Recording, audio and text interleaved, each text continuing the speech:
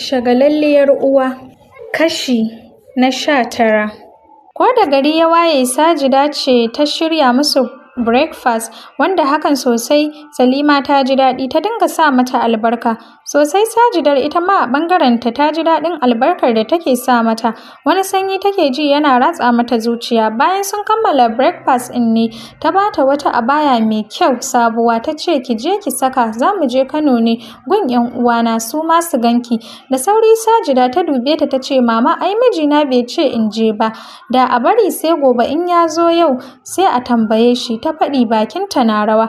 Murmushi Salima ta yi ta ce kar ki damu lokacin ma da zai zo mu har mun je mun dawo. Ba kwana za mu yi ba in ya so a faɗa masa mun je ɗin mu dawo.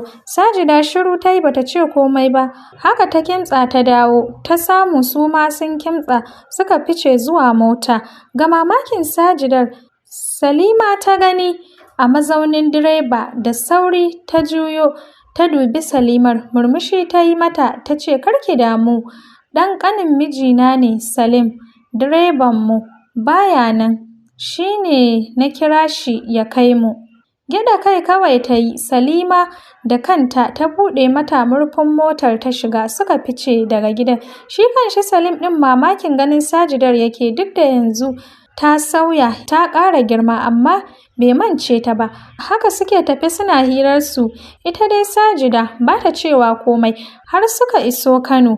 Shi ko Na'im ɗin da safe ya zo gidan don su gaisa ya ga Sajidar sai dai ga mamakinsa ba sa nan sai takardar da Salima ta ba mai gadi ya bashi in ya zo ba tare da sanin Sajida ba. Mota ya koma ya zauna ya buɗe takardar ya fara karantawa. Na'im kai ba kai min komai ba amma mahaifiyarka da ɗan uwanta sun yi min aurenka da Sajida ƙaddara ce ta haɗa shi amma ba zan bar shi ba. Ganin ɗan wacce ta ɗaiɗaita min rayuwa ya aure man ya hakan zai dinga taɓa ni don haka na nesanta Sajida da kai kar ma ka wahala gun nemanta kotu za ta sa ka sakar min ya. Jiri ne ya ji yana ɗaukarsa da sauri ya dafe kanshi yana karanto duk addu'ar da ta zo a bakinsa. Ya jima yana addu'a kamin ya samu natsuwar shi ta dawo. Mota ya ja ya bar ƙofar gidan direct gidan iyayen shi ya tafi. Sun yi mamakin ganin ya dawo don yanzu ya bar gidan ya ce za shi ɗauko Sajida a gidan mamanta. Kan kujera ya je ya zauna duk yadda ya so ya daure ya kasa kawai sai ya saki kuka wanda ya matuƙar tada wa iyayen nasa hankali. Suka yi ca a kansa takardar ya basu suka karanta a tare. Nan kau guri ya kaure da sallallami. Onkul ne ya fara magana. Yara ai ba ruwansu akan wannan magana don me za ta yanke wannan ɗanyen hukunci ya faɗi cikin faɗa. Dan ran shi ya ɓace matuƙa. A bi komai a hankali insha Allahu zai zo da sauƙi. A yi haƙuri ta yi fushi ne wanda insha Allahu za ta sauko cewar momi cikin sigar rarrashi. Haka Na'im ya kasance a gidansu kamar marar lafiya in ban da hawaye ba abin da yake. Babban abin da ke ci masa rai rashin waya a hannun Sajidar. Sajida ko a can Kano ta cika da mamakin ganin yadda dangin maman nata kowa ke son ta sai nan suke da ita. Kowa na bata kulawa bata farga ba da lokaci ba sai da ta ga an kira sallar magariba. Bayan sun yi sallah ne ta ce wa mominta mama mu tashi mu tafi na san Na'im zai zo gidan ya samu bana nan kar ya ga kamar ba a kyauta masa ba. Kar ki damu Sajida Na'im mutum ne mai fahimta zai fahimce ki a duk sanda kika koma. Salim ya tafi Kaduna ɗazu da la'asar maman shi ba ta jin daɗi kuma shi ne zai dawo ya ɗauke mu kar ki damu. Ta ba shi amsa cikin halin ko in kula. Ni a sa ni a motar haya to ta maida ni gida. Sajida ta buƙata. Murmushi Salima ta yi ta ce sabida ki ja min zagi gun mijinki hanyar da ba tsaro kike so in sa kiki bi a motar haya to ba zan iya ba. Ki bar ni in maida ki gida lafiya in ya so a gunsa kya shiga motar hayar. Ba a nan ba, Sajida shiru ta yi bata sake cewa komai ba. Wasa-wasa dai sai da suka yi sati guda cir a Kano.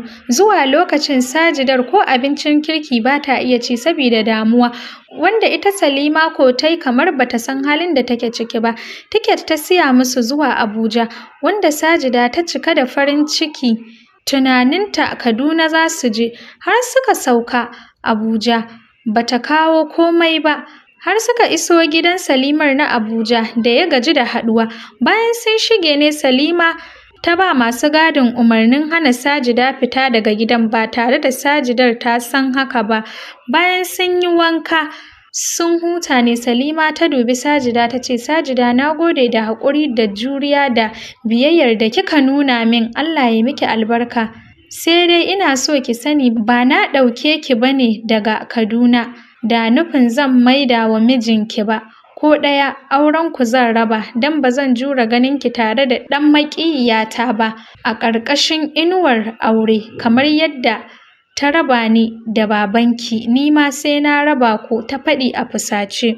Kuka Sajida ta sa ta kama ƙafafunta tana faɗin komai zan ɗauka, amma Mama banda raba ni da mijina, shi ɗin rayuwata ce, Mama ta faɗi cikin matsanancin kuka. Haka babanki yake a zuciyata a baya, amma surukarki sai da ta raba ni da shi, don haka ki fara ƙirga kwanakin zawarcinki tun yau. Na gode wa Allah da ya sa ba ɗa ko ciki tsakaninku, bare abin ya dame ni, cewar Salima. Fuskar ta ba sassauci ta bar gurin. Sajida kwana ta yi tana kukan raba ta da mijinta da mamanta za ta yi. Tabbas ba za ta taɓa barin haka ta faru da ita ba. Na'im ko duk wata hanya da zai bi don ganin Sajida ya bi ta, amma bai ganta ba. Ya yi kuka, ya yi addu'ar, har ya rasa mafitar kamawa, don ya ga abin ba mai ƙarewa ba ne. Iyayen shi ma a wannan halin suke ciki, don Na'im ɗin shi yake ƙara ɗaga musu hankali, ganin yadda duk ya bi ya ƙare ya rame, don tunani a wani hali matar tashi take. Tun yana iya daurewa har dauriyarsa ta ƙare, ya yanke jiki ya faɗi. Aka yi asibitin Anty Amina da shi. Hankalin kowa a family ɗin ya tashi ganin halin da yake ciki.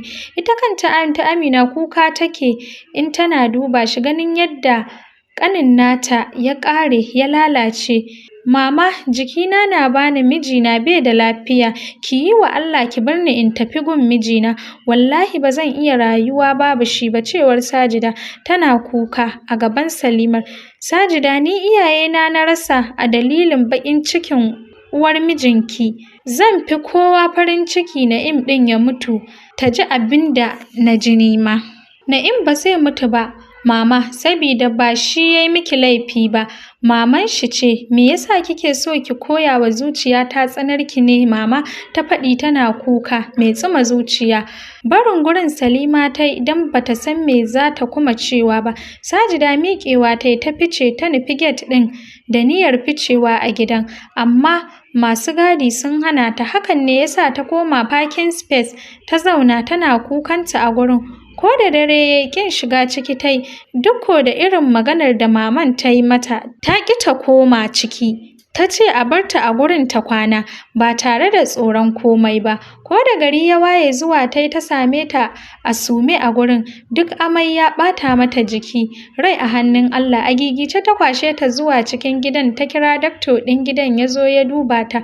Bayan ya auna ta ne ya sa mata ruwa da allurai wanda suka farfaɗo da ita. Bayan ya kammala komai ne ya shaida wa Salima Sajida na ɗauke da ciki na sati 3, sannan akwai malaria a jikinta. Tashin hankali, ba a sa maka rana. Haka Salima ta dinga kai goro tana kai mari na su samu mafita game da hakan. Magunguna ya basu, sannan ya musu sallama ya tafi.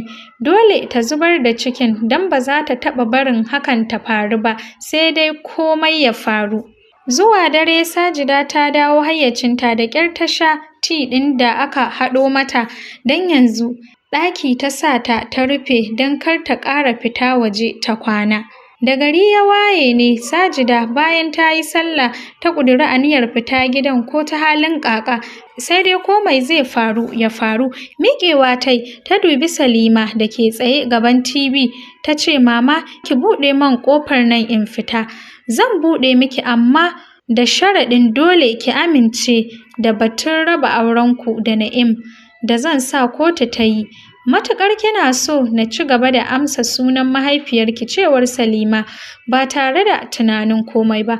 Waigowa ta yi da jajayen idonta da tuni suka rikide don kuka ta ce, Mama, a da na ɗauka rashinki cikin rayuwata ne ya sa na haɗu da ƙalubale, ashe ba haka ba ne, na yi wa abin bahagon kallo ne. Dawowarki cikin rayuwata ne babban ƙalubalen da zan fuskanta da zai iya sanadin rayuwata. Ina son mijina, Mama, ba zan iya rabuwa da shi ba. Ta kai ƙarashen maganar cikin ƙaraji. Tashin hankali ba a sa maka rana.